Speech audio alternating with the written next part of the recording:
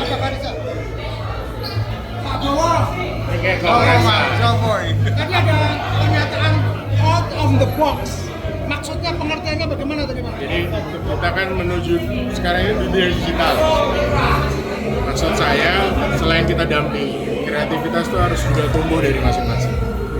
Kemarin saya bilang tadi kan malam minggu kemarin saya malam mingguan sama anak-anak sama istri di depan atrium tuh saya liatin terus ini kok wirawiri datang orang beli bunga terus foto dan lain sebagainya. Terus saya lihat medsosnya ternyata luar biasa yang ngeliat bisa ratusan ribu. Akhirnya saya juga ikut itu. Oh ternyata saya tanya punya kios nggak? Ada.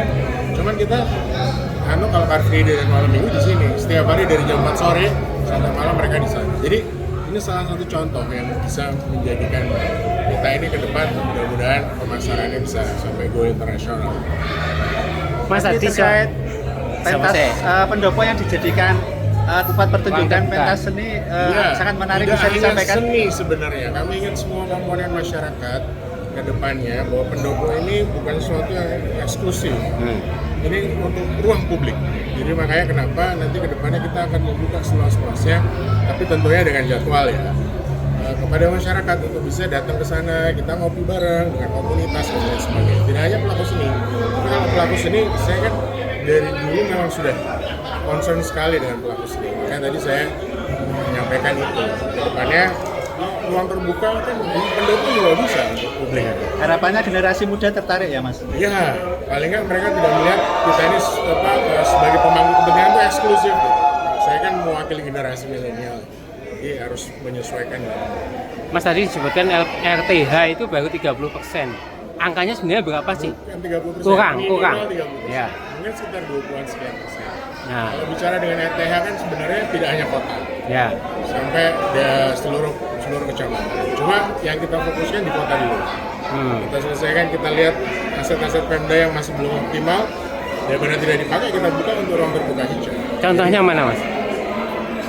Ada beberapa, kemarin saya inventarisir di sepanjang Jalan Sekuatian, beberapa titik. Tapi pastinya nanti akan kita cari tahu.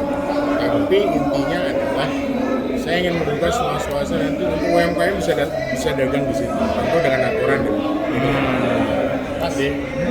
Terkait penyediaan air bersih, masih kita menyampaikan akan membuat jaringan dari WKO ke wilayah. Itu realistis nggak sih? WKO itu pernah kita lakukan dulu, tapi kualitas airnya memang tidak memungkinkan karena terjadi pendangkalan dari waduknya juga dan dari residu makanan ikan.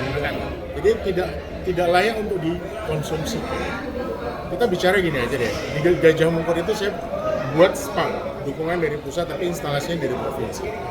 Penikmatnya tidak Wonogiri malah, penikmatnya malah daerah Sukoharjo, Surakarta dan sekitarnya dan Karanganyar.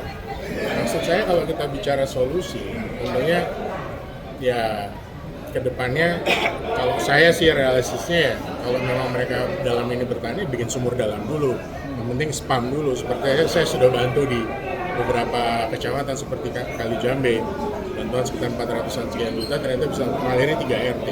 Ini untuk air bersih. Untuk pertanian kita bikin sumur dalam. Kalau memang tidak bisa, ya kita bikin instalasi PDAM untuk sistem.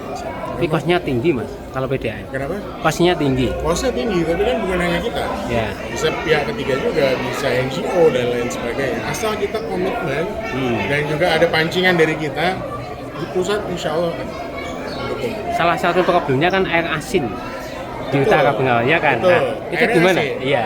Saya kalau mampir sholat di sana tuh kalau wudhu tuh Kali Jambe juga asin. Nah, itu bisa diolah jadi tawar itu enggak? Suatu saat insya Allah pasti bisa. Nah, itu salah satu solusi. Ada apa ya? Ada airnya, ada sumbernya. Ya, Belum tentu juga kita ini kan ada airnya, ada sumbernya. Memang ini problem dari dulu ya. Jadi memang kita harus prioritaskan itu. Mas, terkait pertanian sendiri, sekarang kan marak perumahan yang banyak didirikan di daerah pertanian, bisa disampaikan untuk programnya nanti ke depannya ketika terpilih Pak? Terima kasih. Ini begini ya, untuk pertanian memang saat ini untuk tanah-tanah terjang itu akan sulit kalau tidak diberikan sumber dalam yang bisa mengairi tanah. Ini semuanya sudah bisa jalan sehingga seragen yang dulunya itu sebagian besar ini adalah 1 tahun hanya panen paling 2 kali maksimal, sekarang sudah 3 kali. itulah sebetulnya kebutuhan air ini sangat dibutuhkan di mana-mana, khususnya adalah di Kabupaten Sragen sebagai penyangga pangan. Apakah tidak mengurangi Sragen sebagai swasembada pangan ya nantinya? Perumahan banyaknya. RT RW kan sudah ada, Mas. Saya ikut pansus 2 kali. Yang pertama belum dijalankan secara ini, kedua kalinya waktu saya periode kedua. Dan ini sudah lintas sektoral, baik di Kementerian Pertanian, ATR, BPN. Jadi semuanya sudah konkret. Kalau memang ada yang melanggar pasti akan ditertibkan. Dan ada lahan sawah dilindungi, ada lahan sawah abadi, itu tidak mungkin bisa kita otot. Kayak kenapa Sragen ini bisa tetap menjadi lumbung pangan nasional sekarang, bahkan naik terus. Nah, Pak Wari tadi mungkin nanti kita meningkatkan menjadi pertanian organik, kita hidupkan lagi. Ya. Kan pasti tadi beliau bilang sertifikasi. Ya. Ternyata kendalanya itu hanya mereka butuh yang bayar sertifikasi ini siapa? Betul. Nggak mau. Di situ pemerintah harus hadir. Oke, terima kasih Mas. Udah ya. Terus.